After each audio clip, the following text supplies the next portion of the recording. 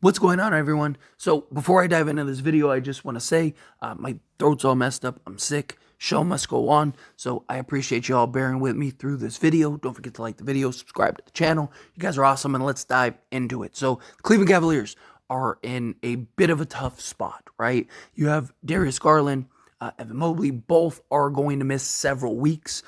We don't know how long it'll take for them to return, but very likely than not, they're going to be out for a while. And you're talking about two of the top, four guys for the Cleveland Cavaliers. And at the time of recording this video, the Cleveland Cavaliers are sitting at 14-12. They are the 8th seed in the Eastern Conference. They are tied with the Indiana Pacers as far as 7th, 8th. And they are only a game back of the Miami Heat for the 5th seed. They are also they're currently 3.5 games ahead of the 11th seed. But with these two guys out, how many games are they really going to win? Right? Are they really going to be able to stay above water long enough to kind of tread? And then even then, was the goal really to be a play-in team?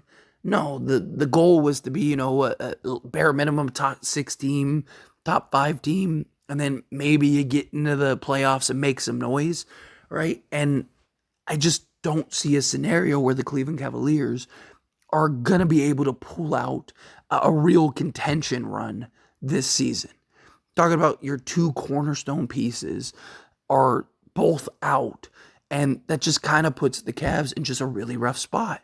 And by the time these two come back, and by the time you get to the trade deadline, if Cleveland is still a play-in team, I just think that they trade Donovan Mitchell. Now, some people think the Cavaliers never should have traded for Donovan Mitchell. I didn't hate it, right? I get the idea of they kind of jumped the gun. They should have just stayed the course, and you were headed in the right direction. You're this exciting young team, right? You trade for Donovan Mitchell, and now you're in the spot of what do we do? Donovan Mitchell's probably not going to stay. He's probably going to leave as soon as he has the opportunity. The Cavs kind of knew that. I mean, there were even Cav reports that hey, they know that they're on a limited timeline with this. And the hope was that hey, maybe you could, if you win a championship, well, then it was worth the deal, right? And they didn't give up some ridiculous package. No, they did give up Lauri Markkanen, but I just think that they will get more of a return for Donovan Mitchell than they would for Lauri Markkanen. I think that they will get more of a return for Donovan Mitchell than what they gave up. So if anything, it's just an investment on return. And then you're right back to where you were, right? You have your young, talented core that you just stay the course. You find the right piece here and there. You do well in the draft. Maybe you get some complimentary pieces in a trade for Donovan Mitchell.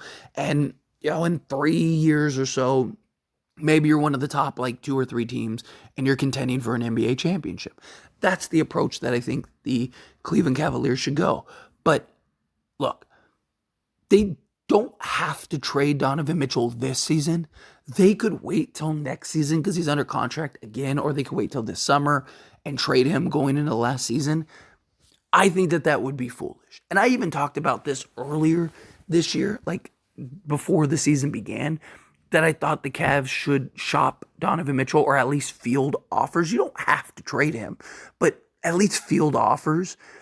I think it would be foolish for the Cleveland Cavaliers to not trade him this year.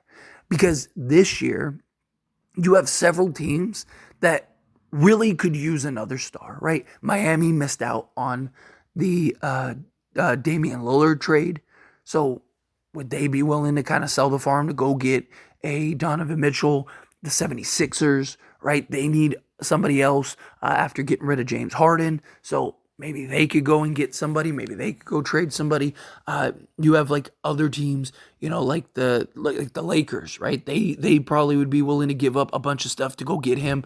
The Warriors, right? Could you get a bunch of young pieces from the Warriors if they feel desperate? Like, hey, we need to get Steph another running mate this season. They're currently in the 11th seed, right? Like, my point is that there's a lot of teams this year that may be willing to sell more than they would have otherwise. The Knicks and the Nets, right? And I just think you'll get more of a return this year than you would next year when some of these teams may have already figured it out.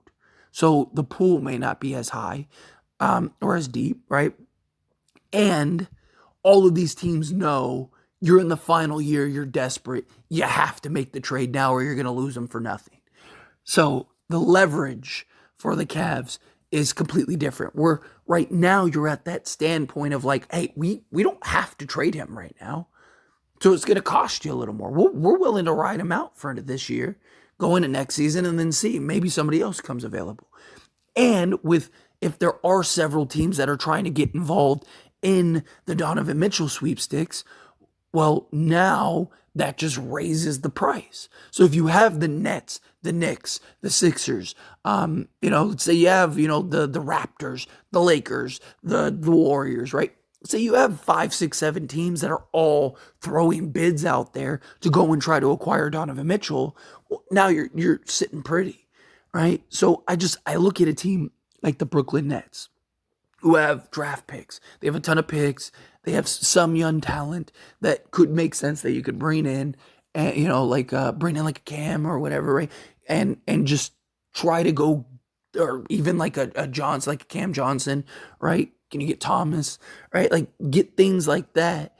And now you got some nice core pieces. You got some draft picks that maybe, if you get to the point where like, okay, we're right there, where I feel like they kind of jumped the gun a little bit. But let's say in 2-3 years, it's like, oh, okay, well now we're right there, right?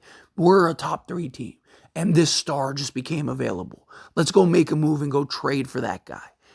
If something like that was to happen, then I think that would be the best case scenario for the Donovan Mitchell kind of trade package. Like I said, can you get a Cam Thomas and a Cam Johnson? Right? Maybe you even convince them to give you Sharp, right? And now you got like 3 nice young guys. You got, get 2 firsts or whatever. And I think you'll get as much production as Donovan Mitchell would give you. I just think that that's a better approach than trying to hoard Donovan Mitchell for another season. I just think that would be silly. Or, again, like you have Philly, who they have a ton of draft picks. They can match salaries. Them wouldn't be so much like young talent, right? As it would be just like a plethora of picks, right? But still, like, if you get a bunch of picks, again, you draft well, which you've done good thus far, or you just kind of hold on to the picks and then you wait and see, like I said, a couple years from now, oh, this guy makes sense. Let's go trade for him. This is kind of like a missing piece. Well, then now you're in a better place, right? But in the meantime, like you could take like all their young guys, right? They have like Jaden Springer, they got Kenyon Martin Jr., Javonte Smart, right? Those are like the young guys that come to mind that like, okay, you get those guys in return. You also take on like Tobias Harris expiring contract. Boom, you're there, right? Miami, can you get like a Tyler Hero package with Tyler Hero and some of the young guys? It's like, well, you missed out on Damian Lillard. Like, so do you really want to miss out on Donovan Mitchell too?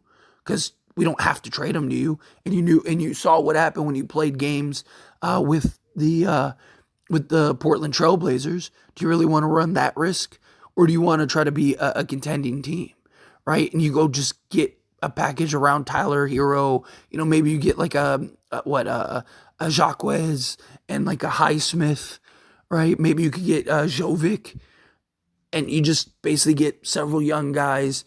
You get, a Tyler Hero who could basically kind of come in and provide some of like what Donovan Mitchell gives you. And that would be a good approach.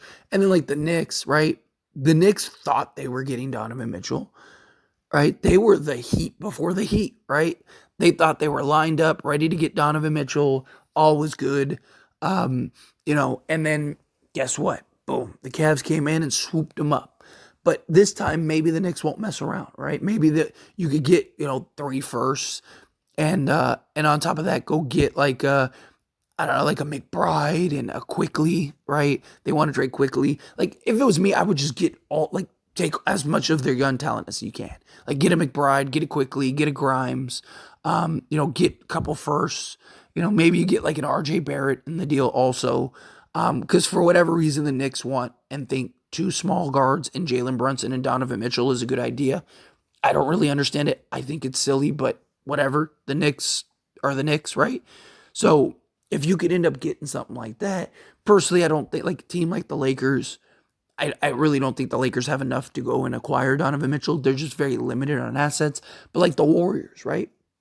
Could you get like a Moses Moody and a Jonathan Kuminga package, right? Maybe take on like Chris Paul's contract just to like match salaries, right? Now you got another young, athletic wing that has a lot of potential. You get a guard that's been really good, guard forward that's been really good. Moses Moody's looked really good this year, right? Maybe take advantage of some of the Warriors' desperation a little bit, right? I think the Cavs would be really foolish to hold on to him this year. You're not winning an NBA championship this year. Even if everyone was healthy, you're not winning an NBA championship this year. You're just not. So why are you going to put yourself in a position to where next year it's like, well, now you have no choice but to trade him? Like that's your leverage point this year. We don't have to trade him this year. We can wait. Can you? Right? Like if you're talking to the Sixers, or you're talking to the Nets, or you're talking to the Knicks, or you're talking to whomever, right? Like that's your selling point, right? Like, we're fine holding on to Donovan Mitchell. Are you fine missing out on him this year? Are you trying to win this year? I just think that that's the approach. That's the way that you kind of leverage this type of trade. And I just think you'll get so much more this year than you will next year for Donovan Mitchell. I think you might get a nice return regardless, but I just think you have several teams that are not quite there, but they're close and could talk themselves into Donovan Mitchell being that piece that puts them over the top. And, like I said, like a Sixers team, right? Or a Heat team, or a Nets team where it's like, man, and we get Donovan Mitchell, right? With him, Mikal Bridges, Nick Claxton, right? Like we may be able to go and pull this out and still have plenty of wing depth, right? Like you look at teams like that, and I just think that you have these teams that can talk themselves into like, okay, we need to go make a push for Mitchell, right? He's the guy that could put us over the top. And if we don't win this year, we have him for another year, right? If we're winning, he's probably going to want to stay here if it makes sense, right? I just think that that's the best course of action. I just think if the Cavs don't trade him this season, I think it's a big mistake. I really do. I think it's a huge mistake. I think now you're talking about like, you're in the camp with like the Bulls last year, right? Like the Bulls last year might have been able to get a really good return for several of their guys, right? But this year it's like they're just a year behind, and it's like now they have to trade Zach LaVine. Where last year they didn't have to trade Zach LaVine, but now like Zach LaVine and the Bulls relationship is done, but no one really like. It's just this weird. Because he's making so much money and stuff, but he's not really worth that much. It's just this weird conflict where, like, last year you had teams, again, that were desperate. Like, you had a team like the Lakers that were, like, super desperate, right? They would have you could have traded them DeMar DeRozan or Zach LaVine, took on Russell Westbrook and gotten, like, 2 first-round picks, right? Because the Lakers were that desperate at the time. But now this year, it's like, well, Lakers aren't desperate. So, like, yeah, like, they may trade for Zach LaVine.